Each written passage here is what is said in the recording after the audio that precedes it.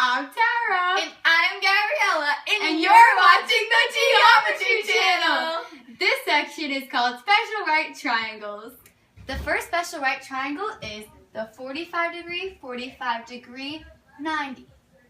So the definition is it's an isosceles right triangle with its angles being 45 degrees, and 90 degrees. So the theorem states that both legs are congruent and the length of the hypotenuse is the square root of 2 times the length of a leg.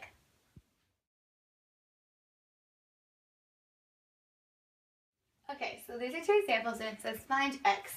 So for this one we're missing the hypotenuse, but we know with 45, 90, the hypotenuse is the square root of 2 of a leg. So this would be 3 square root of 2.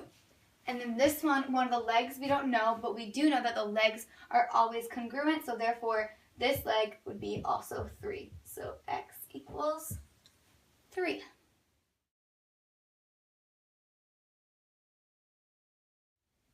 Alright, so for this example, it's again find x, but now we have 2. So we don't know one of the legs. We know that they're always congruent, but we don't have one of them. So we have to work with this number, which is the hypotenuse. So we know that the hypotenuse is the square root of 2 of a leg. So we basically have to just work kind of backwards. So we're going to do 4 divided by the square root of 2 equals x square root of 2 over the square root of 2.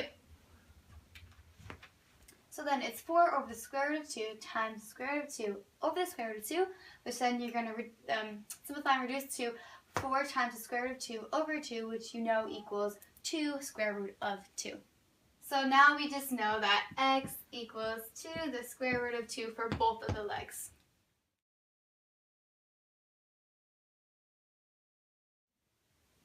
Okay, so this is one last example. So basically we have to find the hypotenuse and we're given a leg and it's 3 the square root of 3. So what you do is 3 times the square root of 3 times the square root of 2, which would be 3 the square root of 6. So don't be scared by the square roots.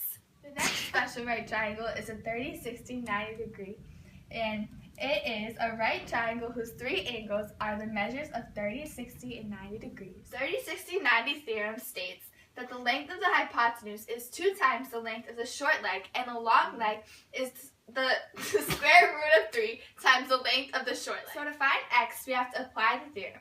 So x is a long leg. We know to find the long leg, you have to do the square root of 3 times 4. So the answer would be 4 to the square root of 3.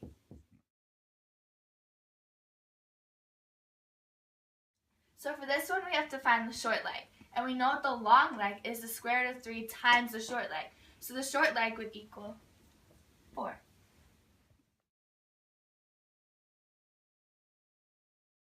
Be sure to work on the review problems, and if you have any questions, shoot me an email.